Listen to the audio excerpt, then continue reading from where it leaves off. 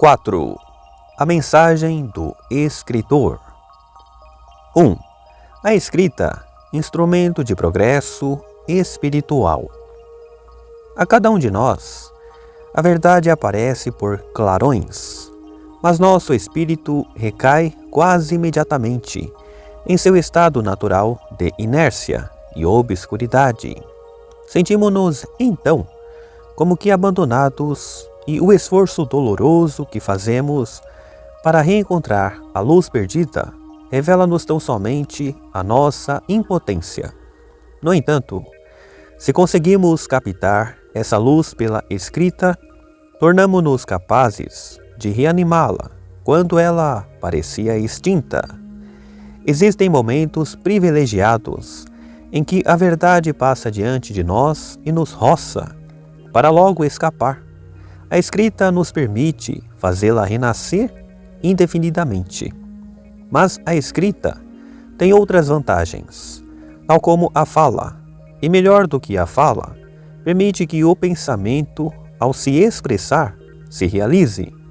A fala não raro traduz uma comunicação momentânea e ocasional com outrem, mas a escrita sempre pressupõe uma longa conversa consigo mesmo, que aspira a se tornar uma longa conversa com todos os homens.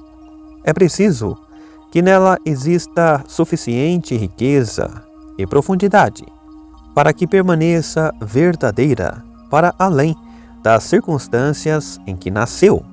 Caso contrário, satisfaz apenas um interesse de curiosidade.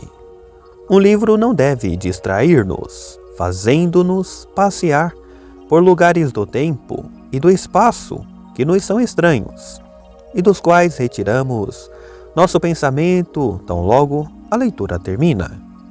É preciso que, a todo instante, ele seja capaz de comover as partes mais essenciais de nossa natureza, que nos revele os elementos de nós mesmos e trazemos em nós perpetuamente. Os melhores livros não nos dão a conhecer nada que seja exterior a nós. Lembra-nos diversos encontros nos quais a verdade trazida por eles já se revelara a nós espontaneamente. Dela havíamos tido uma visão rápida e evanescente, que agora se transforma em iluminação. Ela deixa de ser incerta e nebulosa. A pureza de seu contorno se desenha. Nossa confiança na exatidão de nosso olhar aumenta. Até então, não ousávamos permitir que ele se demorasse no ligeiro sulco que a verdade havia traçado na superfície de nossa consciência. Agora que essa verdade parece ser-nos proposta por outrem, ousamos tomar posse dela. Tornamo-nos capazes de contemplá-la, de testá-la e de estabelecer-nos nela. Vemo-nos livres daquela insegurança produzida em nós pelos chamados tímidos, insistentes e ansiosos de nossa consciência solitária. Encontramos um eco deles na comunhão humana, e esta povoa agora nossa solidão, mas aprofundando-a em vez de rompê-la. O primeiro dever do escritor é elevar-se suficientemente acima de todas as circunstâncias da vida particular para fornecer a todos os seres um apoio de todos os instantes e mostrá-los a si mesmos tais como gostariam de ser sempre. 2. A escrita deve captar o eterno e não o fugídio. Poder-se-ia pensar que a característica da escrita é eternizar certos pensamentos fugídios, que de outra forma desapareceriam sem deixar traços. Seu papel seria fixar o que jamais se veria duas vezes. Poder-se-ia compará-lo ao papel que se atribui à pintura no impressionismo. Mas por que tantos esforços para preservar a imagem do que pereceu, quando o presente também solicita nossa atenção, nossa atividade e nosso amor? Na verdade, não deveríamos, em absoluto, tentar recapturar do passado o que nele foi abolido, e que no ser nunca foi mais que pura passagem, mas apenas aquele contato com uma realidade imperecível que ele nos permitiu obter por um instante e que é ainda mais comovente por ter se dissipado de imediato. Esse contato, quando recuperado, possui pureza ainda maior, por se ter despojado de todo o suporte corporal, de toda a relação com os acontecimentos. Adquiriu tal caráter de simplicidade e espiritualidade que já não somos perturbados pelo receio de perdê-lo, nem pelo esforço de retê-lo. Assim, o papel da escrita não pode ser, como se diz, eternizar o que passa. É antes extrair daquilo que passa o que é eterno. Nada possui valor em nossa vida além daquelas iluminações súbitas, pelas quais descobrimos de repente, por trás do inconstante devir que arrasta e destrói tudo o que existe. O mundo, a um só tempo, imóvel e vivo, que ora se abre, ora volta a se fechar, que nos parece, em comparação com o mundo em que vivemos, infinitamente distante e infinitamente belo. Mas basta olhar por transparência as coisas mais familiares para que elas nos permitam penetrar nele. O mundo assim só se revela a nós por bruscos e curtos intervalos.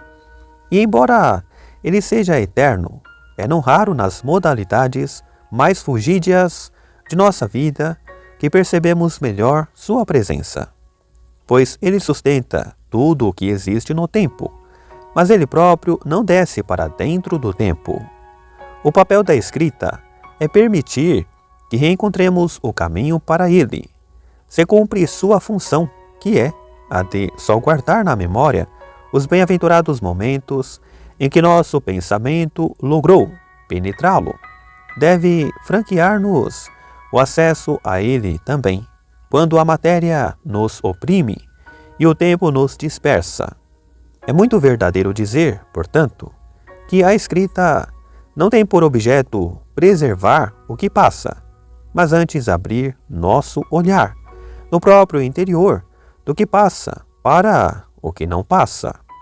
Ela deve superar o tempo, mas não romper sua lei, que é a de que tudo o que só existe nele não deve parar de nele se perder. 3. O contato com as coisas. O mais difícil nas obras do espírito não é mostrar potência na construção, engenhosidade na análise, elegância no estilo. É manter uma comunicação contínua com o real.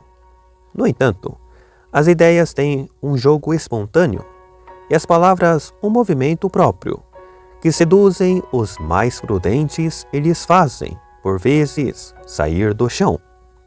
O contato com as coisas modera a imaginação e disciplina o pensamento. Ao mesmo tempo, porém, não para de alimentá-los e enriquecê-los.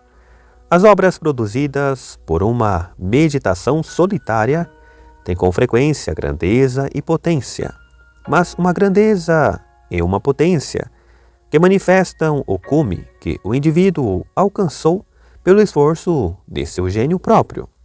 Podem ter mais altitude que horizonte. Nelas se reconhece com frequência um desígnio arbitrário e voluntário, no qual a marca da pessoa é demasiado aparente. Os recursos que lhes pertencem é que permitiram o sucesso de seu empreendimento não raro, lhe serviram apenas para construir um castelo de sonho e glorificar seu amor próprio. Mas o contato com as coisas, que nos faz sentir nossos limites, permite também que os façamos recuar. existe nas coisas uma luz, a qual nosso espírito não permanece insensível. Elas não são inertes e mudas, mas plenas de uma voz, que oferecem aos ouvidos de todos os que não as desprezam. Não podemos manipulá-las a nosso bel prazer. Elas nos resistem e nos iluminam. São o rosto visível da verdade. Ao olhar para elas, o indivíduo já não se permite confundir com o real, a obra de sua imaginação. Esta, em comparação, lhe parece frágil e irreal. Toma de empréstimo as coisas a própria aparência que lhe permite subsistir. Ao manter contato com as coisas, o espírito adquire mais força e mais amplitude. Ao avaliar o lugar que ele ocupa no mundo, para de encerrar o mundo nos limites de seu sonho, pois esse sonho, que pretendia superar a natureza, é incessantemente superado por ela. 4. Continuidade nas obras do Espírito. Todo homem pode escrever um belo verso, que não encontre com o segundo, nem metro, nem rima.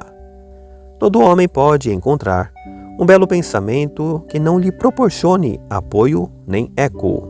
No entanto, embora a luz que nos ilumina de tempos em tempos possua um esplendor e uma pureza aparentemente impossíveis de superar, as obras do Espírito não podem limitar-se a fixar esses minutos privilegiados. Sem dúvida, é possível dizer sobre tais minutos que eles nos emancipam do instante para nos descobrir um presente eterno. Mas só uma obra que possui continuidade é capaz de expressar a continuidade de nossa vida e aquele esforço doloroso pelo qual ela se formou pouco a pouco. Só ela deixa transparecer aqueles retoques sucessivos pelos quais o pensamento teve tempo de se retomar e se enriquecer. Na acumulação dos momentos do tempo existe um efeito que nos liberta da fuga do tempo e nos permite escapar de seu eterno movimento. As únicas obras que têm grandeza são as que contêm em si a experiência e o labor de toda uma vida.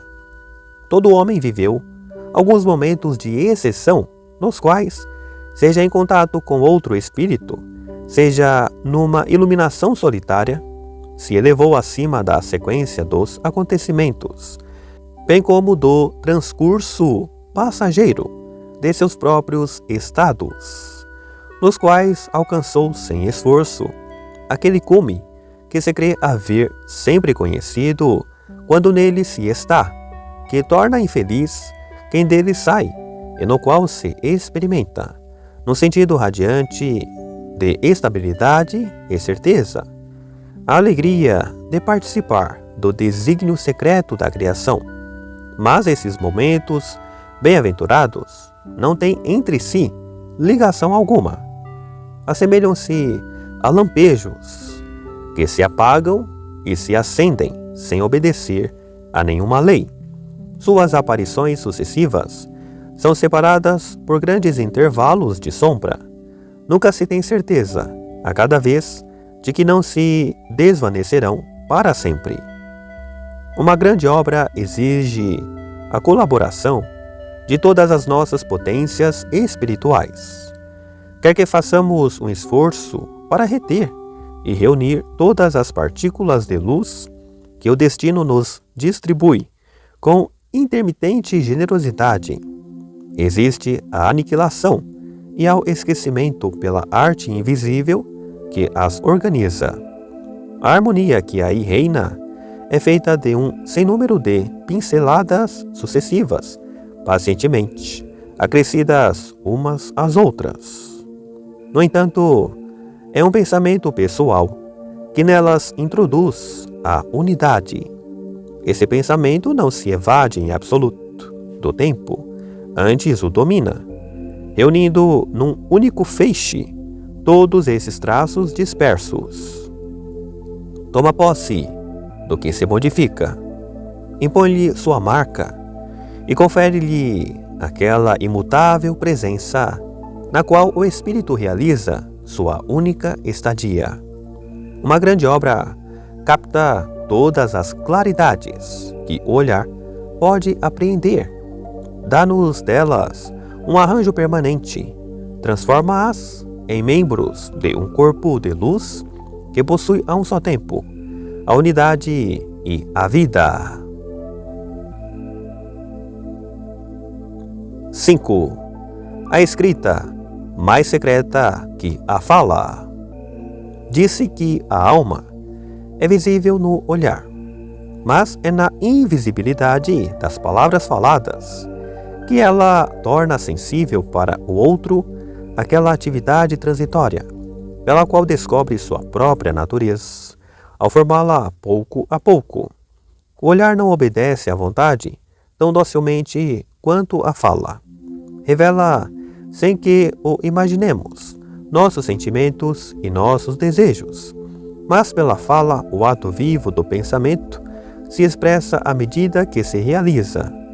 Dir-se-á que é preciso atribuir à fala uma superioridade sobre a escrita, porque ela tem mais liberdade e menos acabamento, porque nos servimos dela mais a miúde, porque é acompanhada do olhar e da inflexão da voz, porque mantém um contato mais direito e mais vivo com quem a pensa, porque pode ser indefinidamente retificada e emendada para se moldar melhor, não apenas a forma da ideia, mas também a forma da alma que escuta.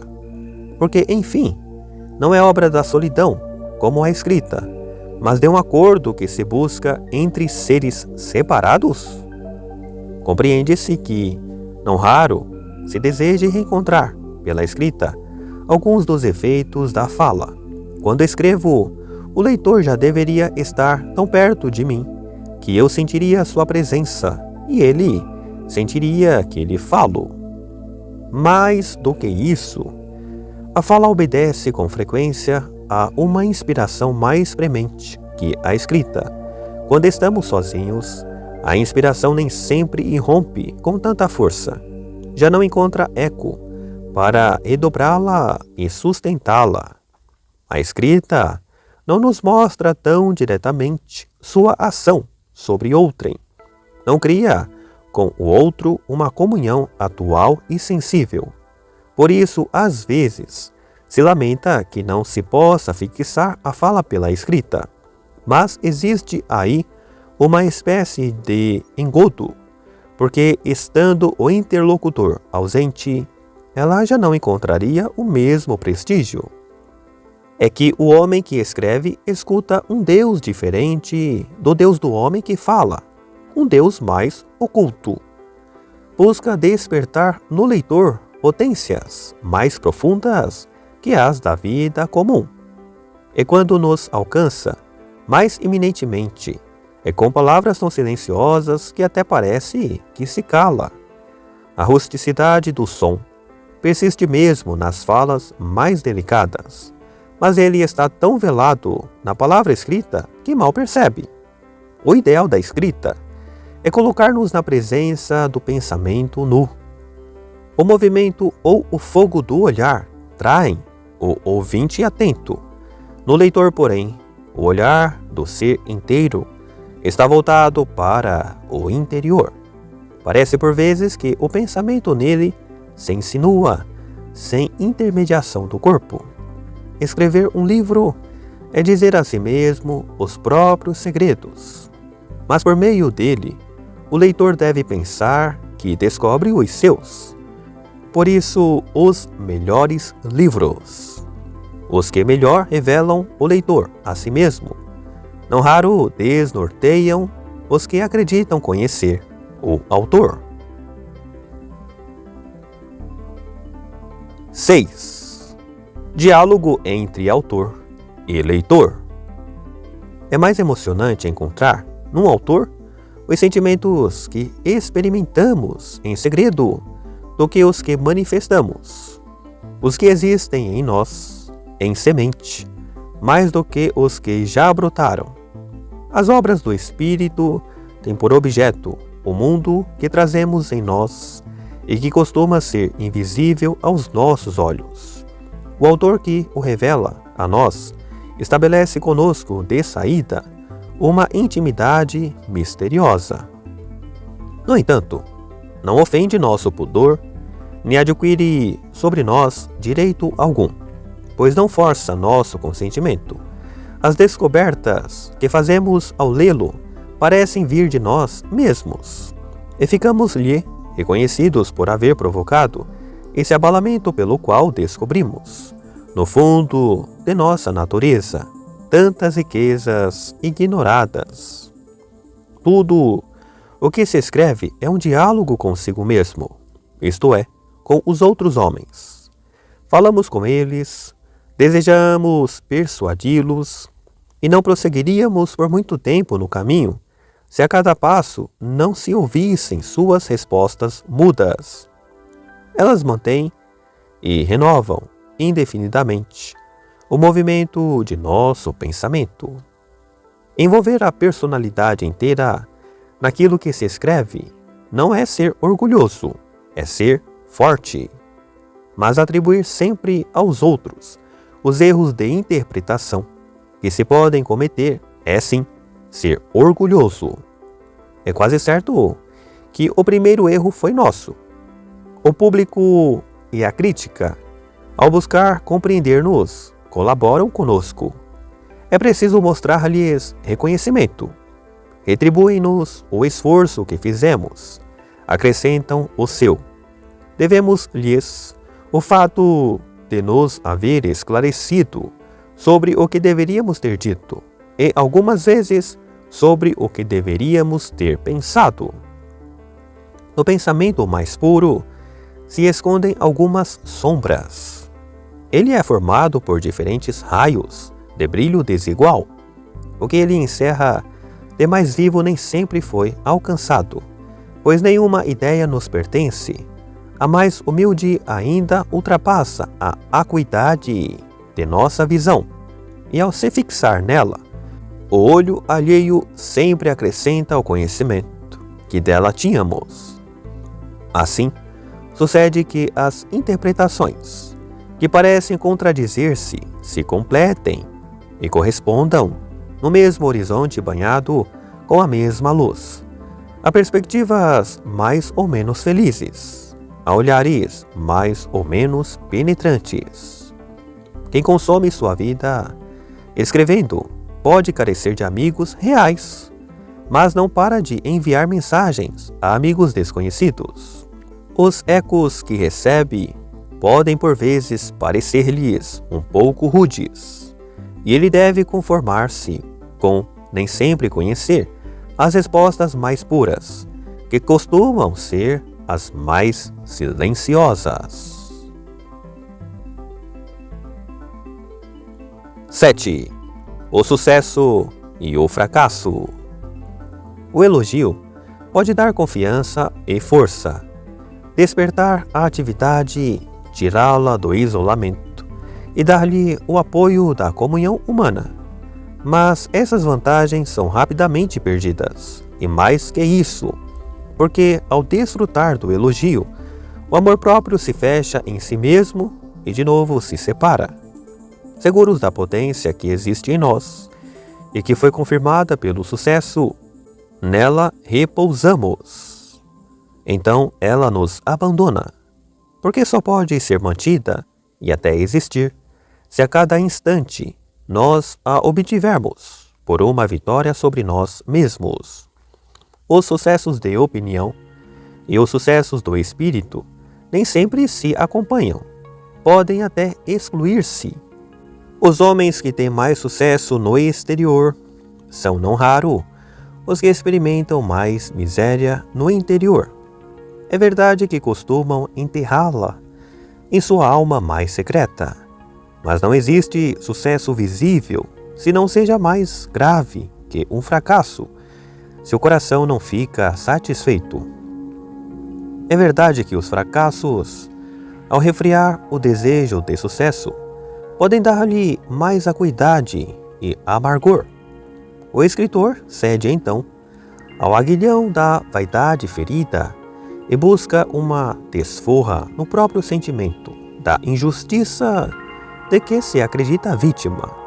No entanto, ao fecharem-no em si mesmo, os fracassos podem servir ao progresso interior do escritor, contanto que ele não tire desse mesmo progresso uma nova fruição de amor próprio, pois é terrível como o amor próprio se insinua até nas vitórias do espírito e sempre quer compartilhar seus frutos. Deveria ser papel dos fracassos purificar-nos de todos os movimentos do amor próprio e despertar todas as nossas potências espirituais, não para nos ajudar, como se diz com frequência, a superar a fortuna, mas para que elas só possam exercer-se no desinteresse puro. Elas nos convidam a uma vida livre e divina, que com frequência não teríamos sido capazes de descobrir e de amar se o mundo tivesse logrado atrair-nos e reter-nos. Isso porque somos tão fracos que por vezes é necessário que o mundo nos rechace para que consigamos desprender-nos do mundo. Os sucessos exteriores preocupam e contrariam as almas mais delicadas e por vezes chegam a calar a alegria do espírito, pois esta se basta a si mesma. Não precisa ser confirmada e não se alimenta da opinião. Não é que ela se encerre em alguma clausura, ao contrário, transfigura e ilumina tudo o que dela se aproxima.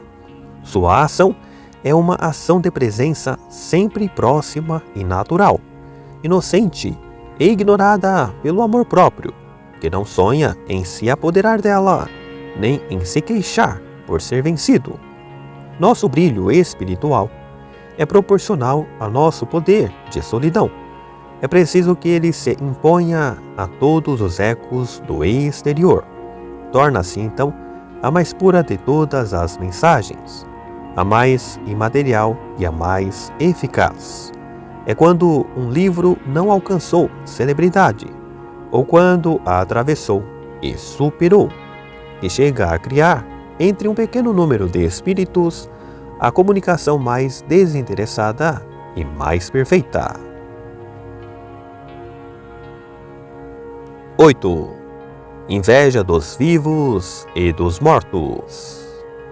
Se os bens do espírito são os únicos bens verdadeiros, sem eles só se pode ser miserável. E como, ao que parece, depende de nós adquiri-los, sentimos-nos imperdoáveis por sermos privados deles. Por isso, o amor próprio sempre contesta ao outro sua posse, não por pensar que não sejam os únicos bens, mas porque, sendo incapaz de obtê-los, inveja outro ser que deles pode orgulhar-se, como se, lá onde eles existem, todo o amor próprio não devesse ser abdicado. É a mediocridade honesta e laboriosa que experimenta, pelos bens do espírito, na proporção da potência e do brilho destes últimos, a hostilidade mais sincera e mais constante, pois tem certeza de nunca encontrá-los em seu caminho, e no entanto ela extrai confiança do método que emprega, que parece comum a todos os homens, e torna suspeitas todas as aquisições que ele não é capaz de proporcionar. A presença de um ser de carne e osso que tem um rosto, necessidades, fraquezas, um lugar na sociedade e que eu encontro envolvido em humildes tarefas humanas, torna seu gênio invisível para mim e apaga o caráter divino das ideias das quais ele é o intérprete. O valor delas é realçado quando ele se reduz a um punhado de cinzas, pois ele recebe em minha memória uma primeira vida espiritual. Mas, se posso reposicioná-lo numa alta antiguidade, e se ele já pertence à memória da humanidade, suas ideias perderam, apesar do esforço do historiador, sua vestimenta corpórea e individual, tornaram-se patrimônio comum de todos os espíritos. No entanto, a morte não basta para proteger dos rancores do amor próprio. Os vivos sentem inveja também dos mortos. Costumam ser mais perturbados pela lembrança de um inimigo que está morto que por sua presença viva, que justificava seu ódio e proporcionava um objeto a seus ataques. Assim, existe uma inveja sutil que, em vez de extinguir com a morte, é avivada por ela, como se a morte recobrisse nosso inimigo com uma proteção imprevista. É que os homens não sentem inveja de um ser real, mas apenas da ideia que ele encarna e que os humilha. Por isso, sua morte material, mesmo que desejada por eles, não os cura de sua inveja, porque liberta essa ideia em vez de aboli-la. O próprio ódio com o qual perseguem o inimigo, além da morte, é prova de sua imortalidade. Esse próprio ódio o imortaliza. Ao protegê-los do que o inimigo poderia ter se tornado, a morte não os protege do que ele foi. Fixa para sempre seu passado e confere-lhe a imóvel majestade das coisas idas. A morte o defende também das fraquezas que teria podido cometer, defendendo-o ainda do mal que poderiam ter feito contra ele. Confere-lhe uma força silenciosa contra a qual os outros se sentem impotentes. Cerca-o com uma barreira de respeito. Pode ser o ponto de partida de sua glória. O amor próprio se realça mais diminuindo o mérito dos homens de gênio, cuja glória atravessou os séculos, do que denegrindo os vivos, cuja vida está misturada à nossa. Existe no amor próprio um paroxismo que o faz odiar a todos esses grandes mortos, cuja glória parece diminuir aquela que ele poderia almejar, e os maiores entre os vivos, cujas fraquezas são mais aparentes, são protegidos por elas contra a inveja mais tenaz e mais secreta. 9. Grandes homens. Imagina-se rápido demais que os grandes homens carregaram durante a vida aquela aura de glória que lhes é conferida pela eloquência de nossa imaginação. O que os fazia grandes era com frequência de um acesso mais simples e mais familiar. Basta-nos abrir os olhos para encontrar à nossa volta muitos homens que têm igual clareza no olhar, igual pureza interior e força de alma, mas nosso amor próprio hesita em reconhecê-los e nossa preguiça só tem força para admirar os que obtiveram um nome nas letras ou os que a fortuna marcou com seu sinal. No entanto, as maiores coisas são feitas sob os nossos olhos, sem que imaginemos sua grandeza, e são o arremate de muitas pequenas coisas. Inclusive, não existe espírito medíocre que, sobre algum ponto, não possa ter visões mais claras e objetivos mais longínquos que o espírito mais profundo e mais vasto. Os maiores e os menores se encontram idênticos na presença dos acontecimentos essenciais da vida, tais como a morte, o amor ou a dor, e são por vezes os que haviam sido julgados menores que parecem então os maiores. Criar é sempre exercer alguma potência que recebemos. A verdadeira grandeza não está no valor do dom, mas no uso que consentimos em fazer dele. Assim, as ideias sempre apresentam aos homens de modo inopinado e, apesar deles, e a única diferença entre eles é que uns sabem recolhê-las e outros não. É próprio do gênio prestar atenção às pequenas luzes que iluminam todos os homens, mas que a maioria deles praticamente não nota. Isso porque elas se apagam quase de imediato, quando não se tomam todos os cuidados para abrigá-las e reanimá-las.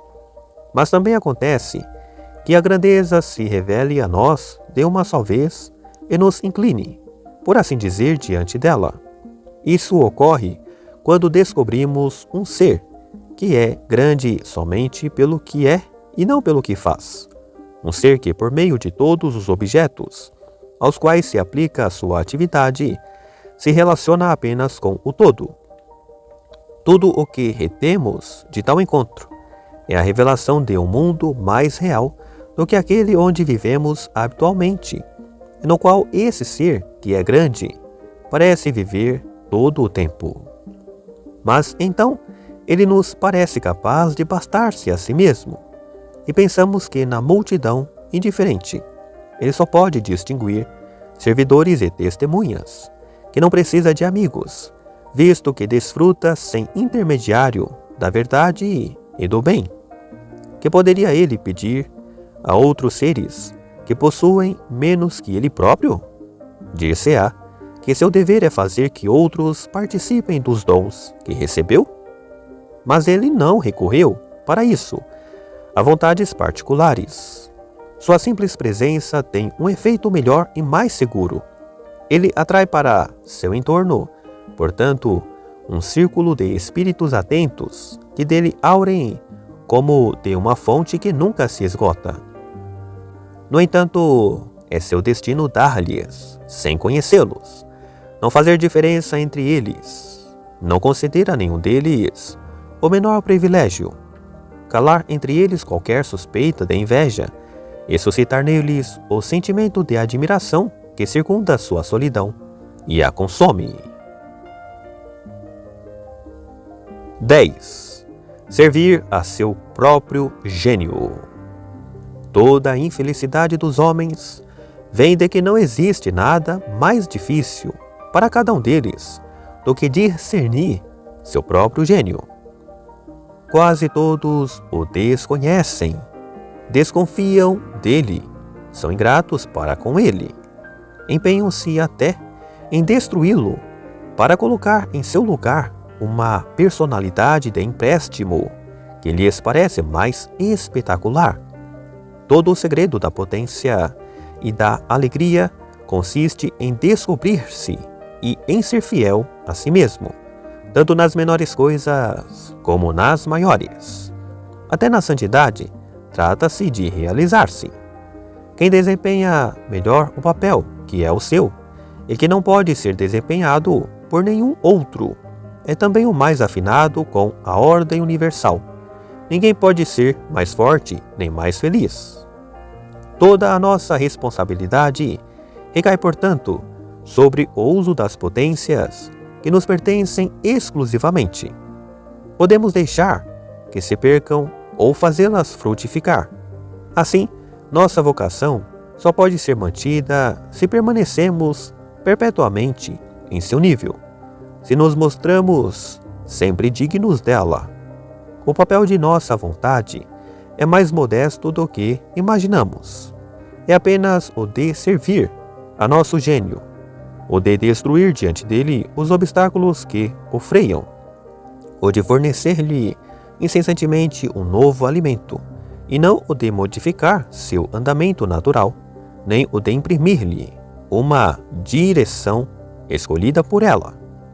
Existe em todo homem um pensamento secreto que ele deve ter a probidade e a coragem de expor à luz do dia. Não deve preferir a ele uma opinião alheia que lhe pareça mais elevada, mas que, incapaz de se alimentar em seu próprio solo, nele não crescerá. Não podemos esperar possuir outras riquezas, além das que já trazemos em nós. Basta explorá-las, em vez de negligenciá-las. Mas elas são familiares demais para que nos pareçam preciosas. E corremos atrás de outros bens que brilham mais e cuja posse nos é recusada. mesmo que pudéssemos alcançá-los, não deixariam em nossas mãos nada além de sua sombra. No entanto, a confiança que se tem na própria vocação comporta, por sua vez, certos perigos.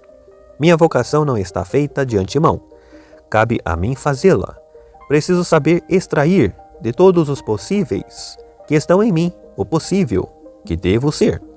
Também não devo confundir minha vocação com minhas preferências, embora a minha preferência mais profunda deva afinar-se com minha vocação, nem o chamado de meu destino com todas as sugestões do momento, embora o momento sempre me proporcione a ocasião a qual devo responder. A sabedoria consiste em reconhecer a missão que só eu sou capaz de cumprir. Pôr em seu lugar algum desígnio tomado de empréstimo é traí-la, assim como é traí-la alçar-me a pensamentos mais vastos que os que posso suportar. Ocorre com as vocações individuais na vida da humanidade, o mesmo que ocorre com as diferentes faculdades na vida da consciência. Cada faculdade, a inteligência, a sensibilidade ou o querer, deve exercer-se segundo sua lei própria, em sua hora e nas circunstâncias que convém. Caso contrário, a consciência não conseguirá realizar sua harmonia nem sua unidade. Mas, quando ela se exerce como se deve, é a alma inteira que age nela. Da mesma forma, o destino da humanidade inteira está presente na vocação de cada indivíduo, contanto que ele a aceite e a ame.